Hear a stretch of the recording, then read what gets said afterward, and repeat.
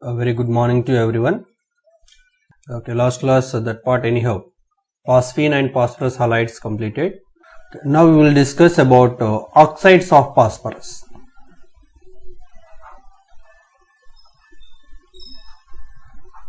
Oxides of phosphorus. So mainly here we will see two types of oxides, trioxide and pentoxide, P2O3 and P2O5. First we will take up P2O3, the phosphorus trioxide, its preparation properties.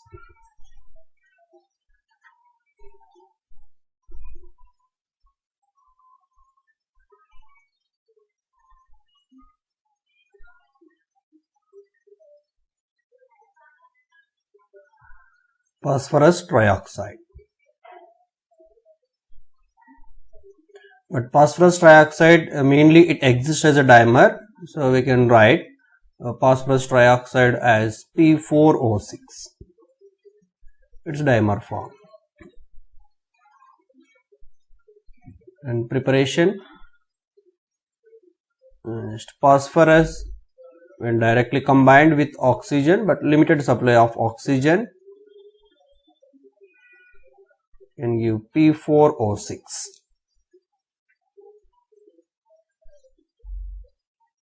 And the properties of this phosphorus trioxide, it is a softy white solid.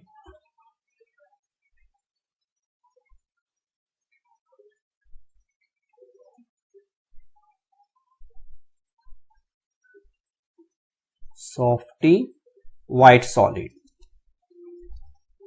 Few reactions, this phosphorus trioxide can undergo hydrolysis with cold water.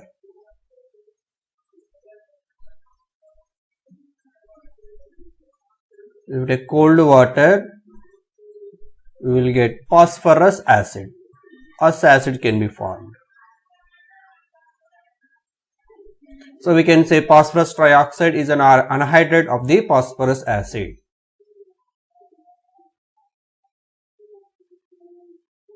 But instead of cold water, if you take hot water, that can be give the phosphoric acid.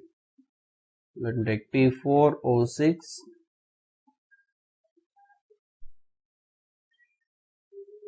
Instead of cold water, if you take hot water, you will get phosphoric acid. This is the final component. How this phosphorus acid can undergo disproportionation and finally can give the phosphoric acid.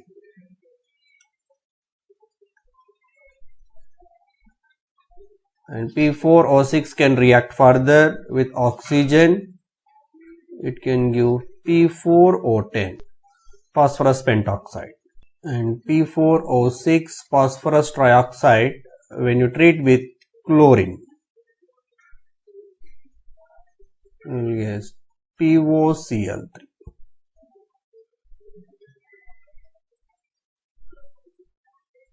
And PO2Cl. These two compounds, combination of POCl3 and PO2Cl. These are the few properties of phosphorus trioxide, P2O3 or P4O6. Next, phosphorus pentoxide. Similarly,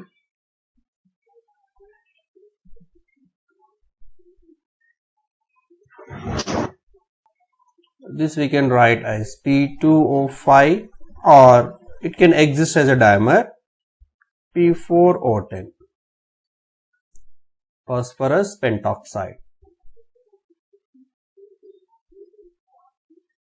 Again, preparation, direct phosphorus, excess amount of oxygen.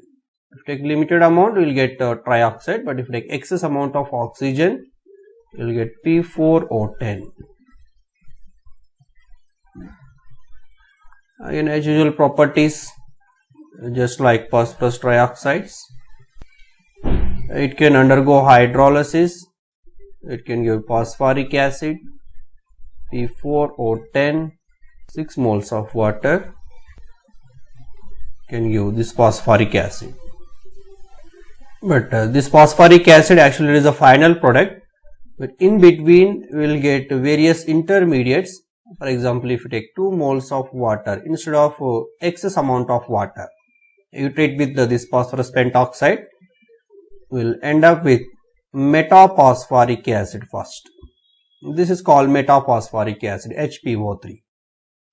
And this metaphosphoric acid, further if you hydrolyze it, some more amount of water, we will get pyrophosphoric acid, H4P2O7. This pyrophosphoric acid, again if you hydrolyze it, and finally we will get phosphoric acid. This is a direct method. So end product is a phosphoric acid, or else if you take limited amount of water, first this is metaphosphoric acid, HPO3, and this is a pyrophosphoric acid.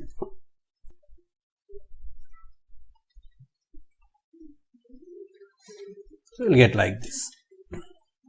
And P4O10 or P2O5 can act as a strong dehydrating agent. Most of the in our organic reactions we will use this as a strong dehydrating agent. P2O5 or P4O10 is a strong dehydrating agent.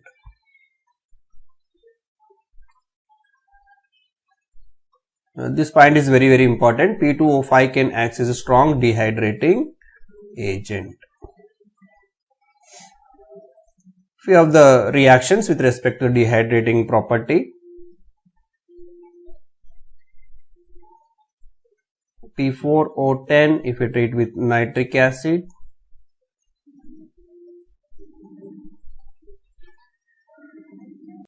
we will get this compound.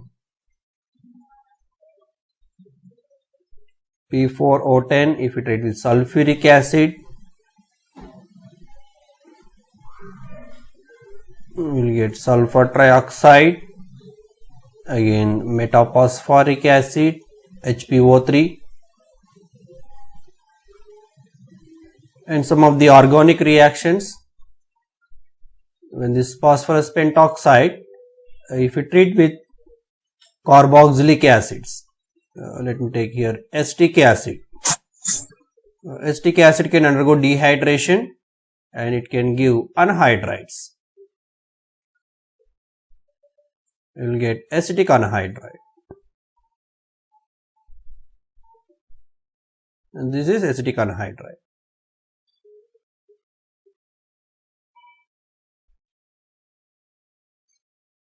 And also this phosphorus pentoxide applications in another organic reactions. If you take amides, acetamide can also undergo dehydration, it can produce cyanide. You will get methyl cyanide, just water can be removed. And these two are organic reactions. So very important reactions. So this pentoxide can act as a strong dehydrating agent. It can remove water from the compounds. Very important reactions. So these are the few chemical properties of phosphorus pentoxide, trioxides and pentoxide. So very important point we should remember here, especially about pentoxide. It can act as a strong dehydrating agent. That point is very important. Next, structures of these oxides. Structures important here. Properties not that much important. But structure of P2O3, it is a dimer P4O6 and P2O5 dimer P4O10. Structure. First, let us take P4O6 structure. P4O6 is like this: phosphorus,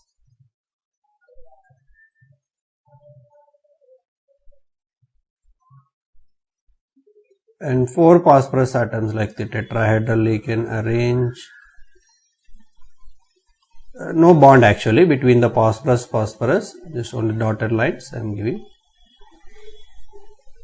Next we can see these phosphorus atoms can be attached by oxygen, POP linkage.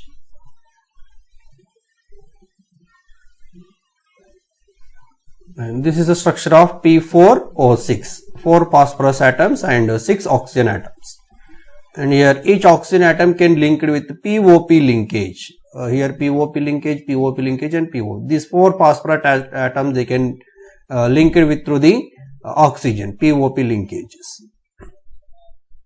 Similarly, P4O10, the structure of P4O10. It is just like P4O6 only.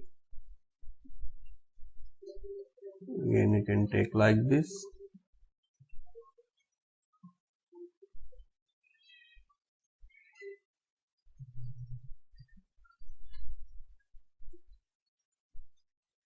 In these phosphorus atoms, you can again link through the POP linkage.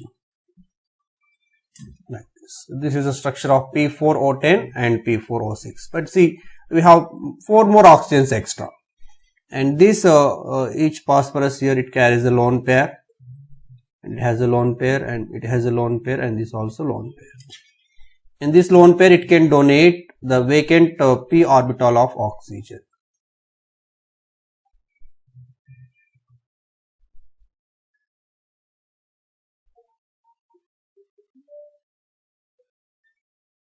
Like this. So sometimes we represent a kind of double bond because again oxygen can donate back to the phosphorus vacant d orbital. Some books can refer like this. Instead of this coordinate bond, we can take double bond also. Anyhow, this is a representation for P4O10 and P4O6. Now the question we can expect here like this: number of POP linkages or number of PO bonds present in P4O6 and P4O10. So they'll ask you the question like this: number of POP bonds or POP linkages. You can see here how many POP? 1, 2, 3, 4 and middle 2. Total we have 6 POP bonds. Next, number of PO bonds, phosphorus oxygen bonds, or number of PO linkages. And here each oxygen can form 2 bonds, like that we have 6 oxygens and 6 can show 6 into 2, 12 PO linkages we can identify here.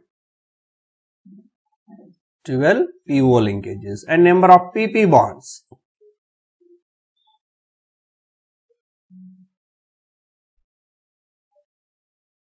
Here no PP bond, no bond between directly 2 phosphorus atoms. The same in case of P4O10 also. First one, number of POP bonds. Same, POP bonds, the structure is almost the same. Next, number of PO bonds. So these are anyhow 12 and extra 4 bonds. The lone pair it can donate to the oxygen. So 12 plus 4 extra, 16 we have PO bonds. And PP bonds again 0. No PP bonds in case of P4O10. So these points are very important. Number of POP bonds and number of PO bonds and number of PP bonds in case of both trioxide and pentoxide, P4O6 and P4O10. Apart from this, sometimes questions can be asked in advanced level in between oxide, that is P4O7, P4O8, P4O9, these oxides also. P4O7, P4O8, P4O9. So how they can be one oxygen extra means one of the phosphorus atom in P4O6 it can donate a pair of electron to the oxygen. P4O8 two of the phosphorus can donate. P4O9 three of the phosphorus atoms can donate. Again you can draw this diagram.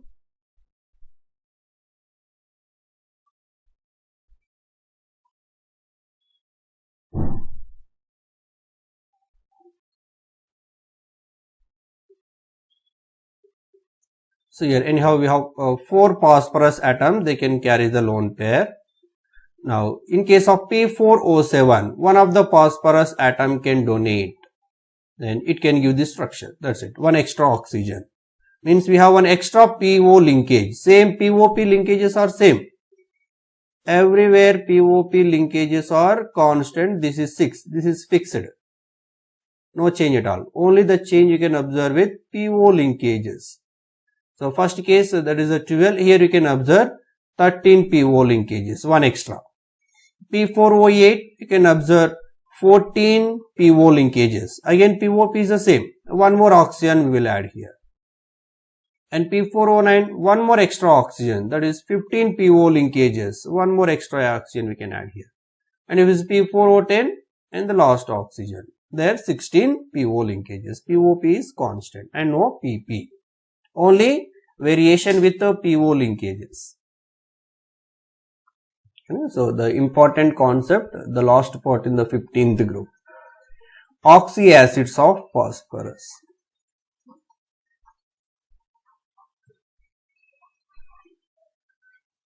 Phosphorus can form various oxyacids.